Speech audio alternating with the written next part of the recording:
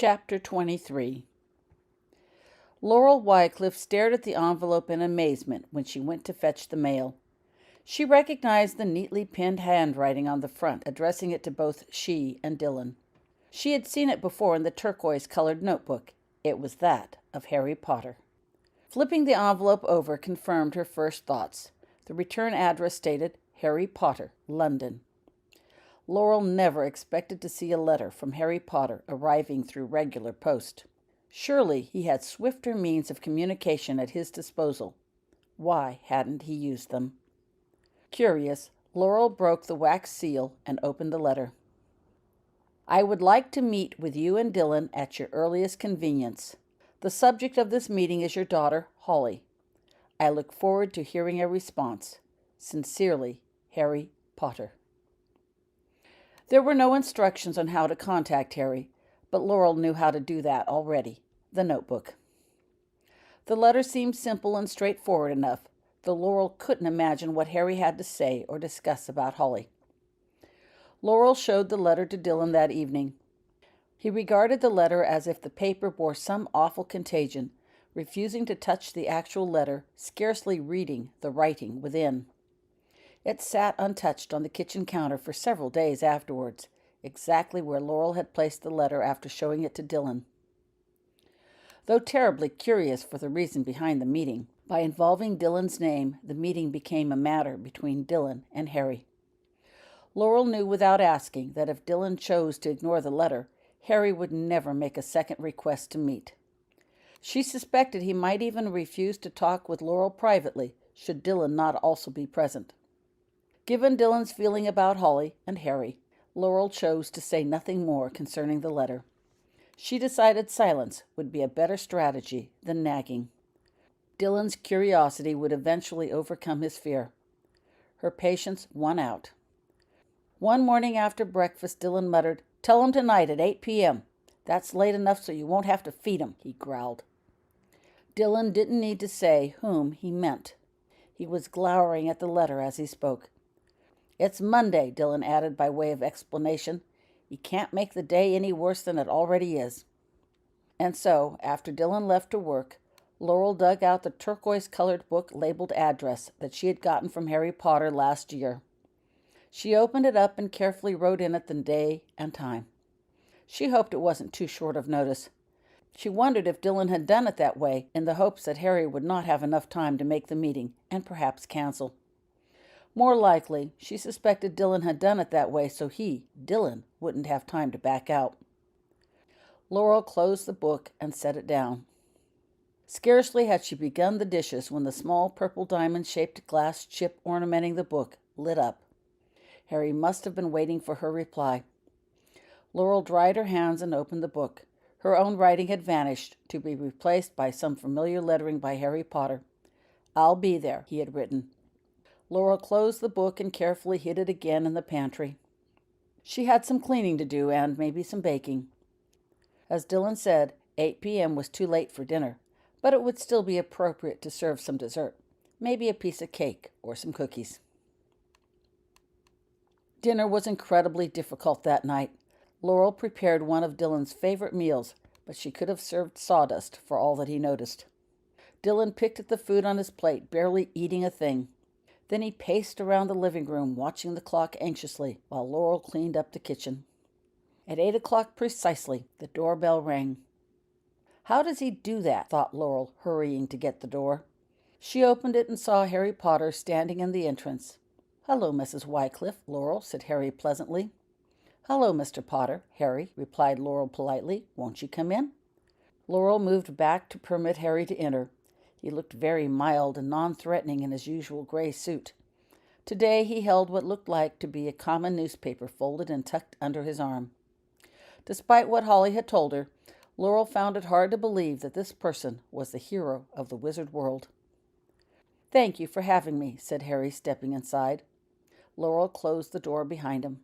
"Hello, Dylan," said Harry calmly when he caught sight of Dylan, who had stopped his pacing the moment the doorbell had rung. "What's this about?" inquired Dylan aggressively, ignoring pleasantries.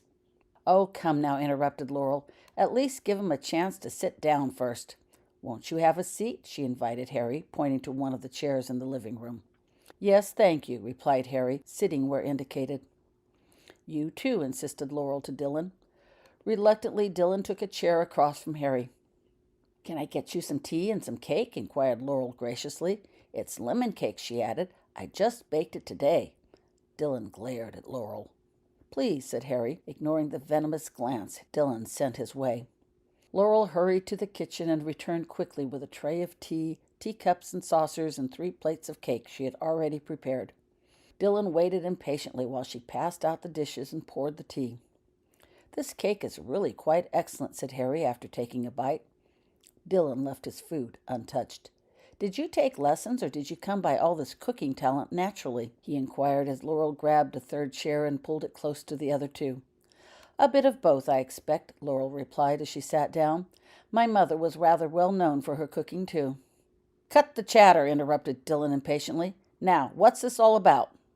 Harry set his plate and cleared his throat. "I wanted to talk with you," he began, "because of something that happened a while back." "Oh," growled Dylan. "And what has your school done to her now?" he accused. "Hogwarts," began Harry. Dylan flinched at the name. "Has done nothing to Holly," Harry assured them. "But things, happen." "Yeah? Like what?" demanded Dylan, leaning forward in his chair. "Dylan, dear," interposed Laurel gently while putting down her plate. "Give Harry a chance to speak." Dylan leaned back, grumbling. He looked towards Harry expectantly. "A while ago something happened," began Harry again. "I don't know exactly how to explain this. You see—" "Quit stalling," ordered Dylan, no longer able to contain himself. Harry looked down and then unfolded the newspaper he had brought along. "Read this," he commanded, handing the newspaper to Dylan.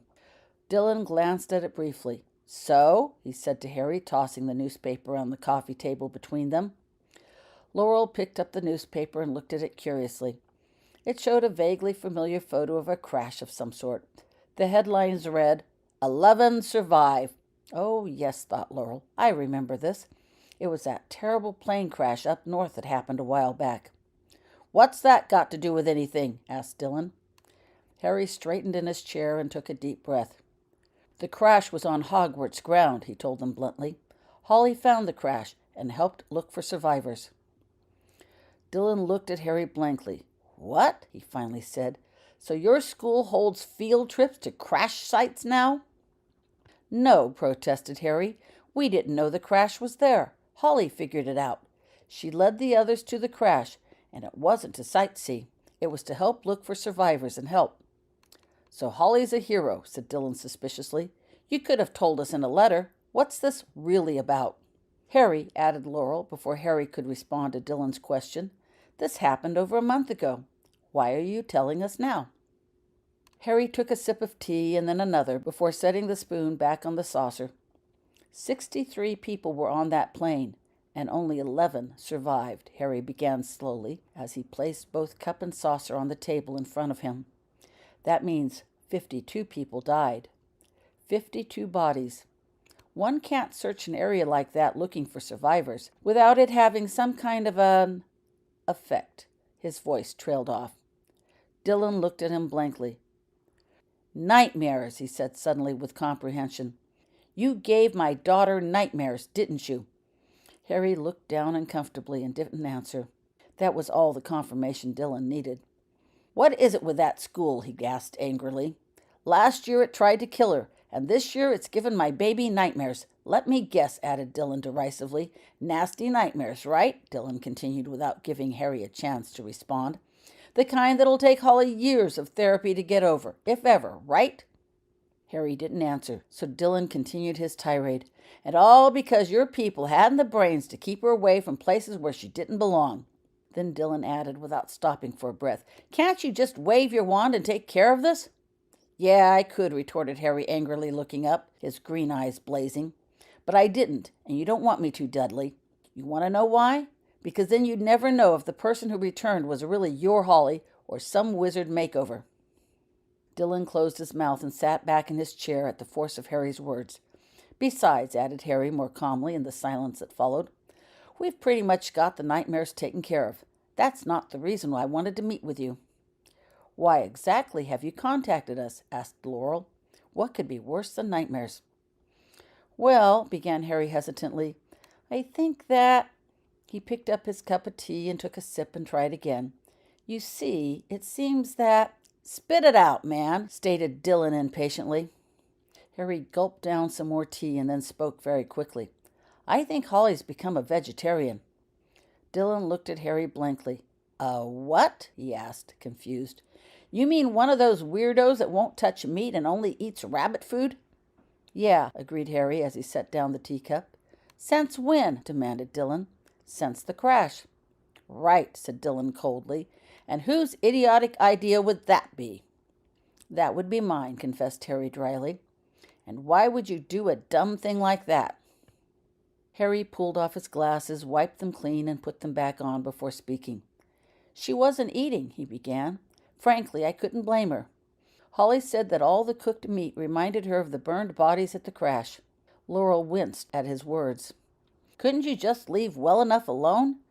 She'd have gotten over it eventually, proclaimed Dylan. And have her return here looking like a walking skeleton? Demanded Harry. I think not. Look at Dylan. She's healthy. She's happy. That's the best I can do. I was hoping Holly'd get over the food thing, but she hasn't, and she doesn't give any inclination of wanting to change. That's why I'm letting you know, added Harry. This vegetarian bit isn't some moralistic stuff. Holly's got good reasons. I just didn't want you blowing up at her over it. Holly's gone through a lot, and she doesn't deserve to be yelled at for this. Of course, you're right, interjected Laurel quickly before Dylan could speak. This isn't worth yelling about. If the worst that has happened to Holly is that her eating habits have changed, well, we can live with that, can't we, dear? She looked significantly at Dylan. Dylan grumbled noncommittally. I'd rather have the nightmares, he muttered. What am I supposed to tell my parents, he demanded. You know what they think of vegetarians. Yeah, I know, agreed Harry. That's why I wanted to give you some advance notice, to give you some time to get used to the idea. Harry sighed. You could always tell them the truth. Fat chance, retorted Dylan. They'd never believe that. Even they'd know no one in their right mind would let little girls visit crash sites and help look for survivors. Dylan paused. Though that would provide me with a reason to use to explain why I'm transferring Holly out of there, he added thoughtfully. Harry looked at Dylan sharply, but said nothing. You've got to admit it, Harry, continued Dylan, noting Harry's expression. That place has been more trouble than it's worth. We've never had this kind of problem with Vernon and his school. I don't spend my nights worrying about whether Vernon's safe. For a moment, Harry looked a little funny at Dylan. Then he finally spoke. That's a decision for another day between you and Laurel. He stood up. Just don't give Holly a bad time for this, okay? We won't, assured Laurel hastily, realizing Harry was about to leave. Is there, anything else we need to know? Harry paused. Well, he said thoughtfully, Holly rather fancies Indian curries right now. She says the scent is strong enough to overpower the smell of any meat nearby. Curry! Exploded Dylan. What kind of food is that? He demanded. That's not even British. India was once a British colony, reminded Harry mildly. That should count for something. I've got to be going, Dylan, added Harry. I've said what I had to say. Good night, Laurel. Thank you for the cake. It was marvelous. Laurel stood up too. Thank you for coming, Harry, she said. I'm glad you took the time to talk with us. She looked expectantly at Dylan, but he just muttered unintelligible words. Let me walk you to the door, Laurel added, ignoring Dylan's bad manners. Would you like to take some cake home with you for your family? Asked Laurel as they walked to the door. It won't take but a moment to wrap. Thank you, but no, said Harry politely. Some other time, perhaps. It was good of you to have me. Do come again, said Laurel as she opened the door for Harry. Perhaps, he replied noncommittally. Laurel shut the door behind Harry and walked back into the living room. She wondered what Indian curry tasted like.